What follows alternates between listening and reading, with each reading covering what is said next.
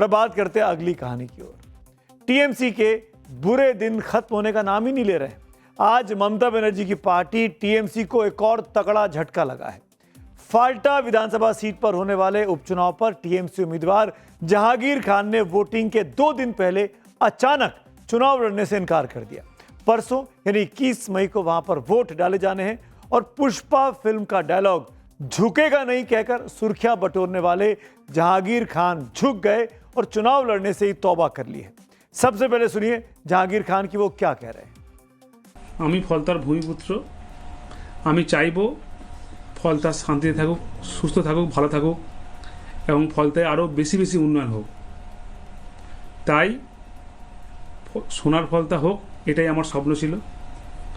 তাই আমাদের সম্মানীয় মুখ্যমন্ত্রী ফলতা উন্নয়নের জন্য স্পেশাল প্যাকেজ দিচ্ছে। সেই জন্য আমি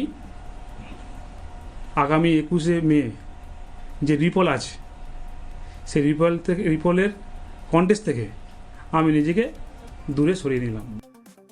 ये जहांगीर खान आज से करीब 15 दिन पहले ये पुष्पा फिल्म के अल्लू अर्जुन बने हुए थे। फाल्टा विधानसभा सीट उस डायमंड हार्बर लोकसभा सीट के अंदर आती है जहां से ममता बनर्जी के भतीजे अभिषेक बनर्जी चुनाव जीतकर लोकसभा के सांसद बने हुए हैं। फाल्टा सीट पर हुए चुनाव रद्द हुआ था, आपको याद होगा। वहां से टीएमसी के टिकट पर जहांगीर खान को चुनाव लड़ना था। जहांगीर खान को अभिषेक बनर्जी का बहुत करीबी कहा जाता है। ये सीट टीएमसी का अभेद किला मानी जाती है क्योंकि 2011 से लगातार टीएमसी ये सीट जीतती आ रही है। बल्कि जब लेफ्ट फ्रंट की सरकार थी उनका बोलबाला हुआ करता था। उस दौर में भी फाल्टा से 2001 के चुनाव में टीएमसी ही जीती थी। इसीलिए ये मानकर चला जा रहा था कि वहां इस बार चुनाव में टीएमसी जीत सकती है। लेकिन 29 अप्रैल को बंगाल में हुई दूसरे चरण की वोटिंग में धांधली और गड़बड़ झाले के आरोपों में मतदान चुनाव आयोग ने रद्द कर दिया था। उस दौरान जहांगीर खान तब सुर्खियों में आ गए थे जब यूपी के आईपीएस अधिकारी यूपी काडर के अजय पाल शर्मा पुलिस ऑब्जर्वर बनकर जहांगीर खान के गांव पहुंचे थे तो उनका गुस्सा जहांगीर के परिवार पर कैसे फूटा था। ये फाल्टा में वोटिंग से पहले की तस्वीरें हैं। अजय पाल शर्मा जिनको सिंघम के तौर पर जाना जाता है, उनके बारे में चुनाव से ठीक एक दिन पहले यानी 28 अप्रैल को जहांगीर खान से जब पूछा गया तब जहांगीर खान ने अल्लू अर्जुन का पुष्पा वाला डायलॉग बोलकर शर्मा को जवाब दिया था। सुनिए जरा।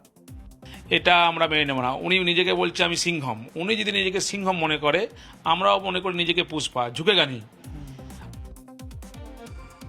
28 अप्रैल को पुष्पा थे और आज 19 मई को पुष्पा के फुसपा हो गए।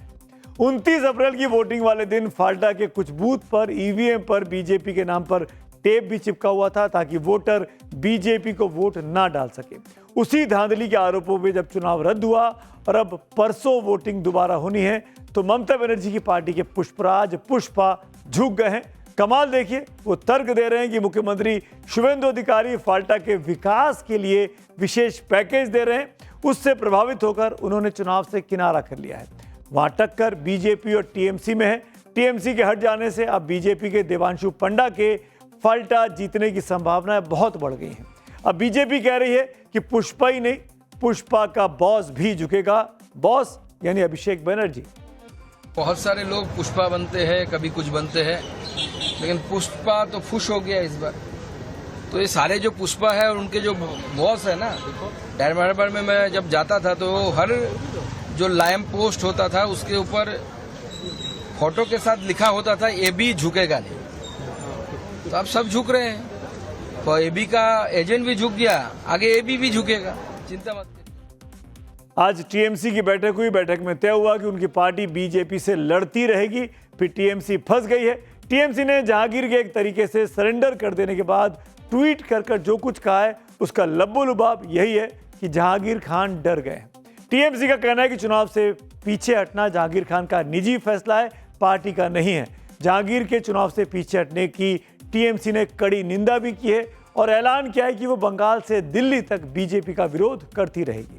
आज जहांगीर खान को मुख्यमंत्री शुभेंदु अधिकारी में फाल्टा का विकास पुरुष दिखाई दे रहा है, जबकि कम से कम 4 मई तक तो ममता और अभिषेक बनर्जी में उनको फाल्टा का उद्धारक दिखता था। अब इस हृदय परिवर्तन की वजह बीजेपी और टीएमसी दोनों बता रही है कि जहांगीर खान डर गए हैं, झुक गए। मजबूरी से कर रहे हैं। वो समझ गया जनता का समर्थन भाजपा के साथ है। स्ट्रीट डॉग्स पर आज सुप्रीम हंटर चला है। आज सुप्रीम कोर्ट से डॉग लवर्स को बड़ा झटका लगा है। सुप्रीम कोर्ट ने अपने पहले के आदेश को वापस लेने से इनकार कर दिया। कोर्ट ने इस मामले में आखिरी फैसला सुनाते हुए स्ट्रीट डॉग्स यानी कि सड़कों पर घूमने वाले कुत्तों को लेकर एसओपी के खिलाफ दायर सभी याचिकाओं को खारिज कर दिया। सुप्रीम कोर्ट ने पिछले साल नवंबर 2025 के अपने आदेश में कहा था कि अस्पतालों, बस अड्डों, स्कूलों, रेलवे स्टेशनों जैसी सार्वजनिक जगहों से पकड़े गए स्ट्रीट डॉग्स को टीकाकरण या नसबंदी के बाद उसी जगह पर वापस नहीं छोड़ा जाएगा। यानी सुप्रीम कोर्ट ने यह आदेश दिया कि पब्लिक प्लेस से पकड़े गए स्ट्रीट डॉग्स को शेल्टर होम्स में ही रखा जाएगा। कोर्ट ने कहा कि देश भर में कुत्तों के हमलों की घटनाएं बेहद चिंताजनक हैं और अदालत इन जमीनी हकीकतों से आंखें नहीं मूंद सकती है। संविधान के अनुच्छेद 21 के तहत सम्मान के साथ जीने के अधिकार सबको हैं। कोर्ट के मुताबिक अस्पतालों, स्कूलों, बस स्टैंड, रेलवे स्टेशन जैसे तमाम पब्लिक प्लेसेस पर स्ट्रीट डॉग्स की बढ़ती तादाद लोगों की सुरक्षा के लिए खतरा बन गई है। अब इस फैसले पर बहस शुरू हो गई है। डॉग लवर्स कह रहे हैं कि जानवरों के साथ इंसानियत होनी चाहिए। मेरा भी यही कहना है, बिल्कुल होनी चाहिए। लेकिन ऐसी दलील देने वालों को सुप्रीम कोर्ट ने सवाल किया है कि क्या इंसान की सुरक्षा उससे छोटी चीज है।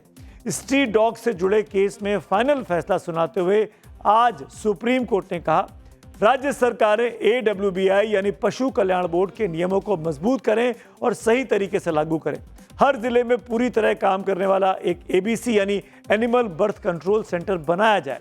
जहां स्ट्रीट डॉग्स की आबादी ज्यादा है वहां जरूरत के हिसाब से ABC सेंटरों की तादाद बढ़ाई जाए। एंटी रेबीज दवाओं की पर्याप्त उपलब्धता सुनिश्चित की जाए। NHAI नेशनल हाईवे पर आवारा पशुओं की समस्या से निपटने के लिए जरूरी कदम उठाए। जरूरत पड़ने पर खतरनाक स्ट्रीट डॉग्स को मौत का इंजेक्शन दिया जा सकता है। जो अफसर निर्देश न माने उस पर अवमानना का केस चले। वहीं कोर्ट के आदेश लागू करने वाले नगर निगम और सरकारी अधिकारियों को कानूनी सुरक्षा देने की बात भी कही गई। मेनली जजमेंट को 3 पार्ट्स में बांटा गया है। फर्स्ट जो पार्ट है वो रिगार्डिंग मॉडिफिकेशन जो एप्लीकेशंस थी जजमेंट के रिगार्डिंग जो पहला था उसके रिगार्डिंग दी हुई थी उसमें है। सेकंड पार्ट में जो SOP है जो स्टैंडर्ड ऑपरेटिंग प्रोसीजर है उसके रिगार्डिंग है। और जो थर्ड पार्ट है वो स्पेसिफिकली थोड़ा सा ज़्यादा इंपॉर्टेंट कहूँगा क्योंकि उसमें compliance by states and duties की बात की गई है।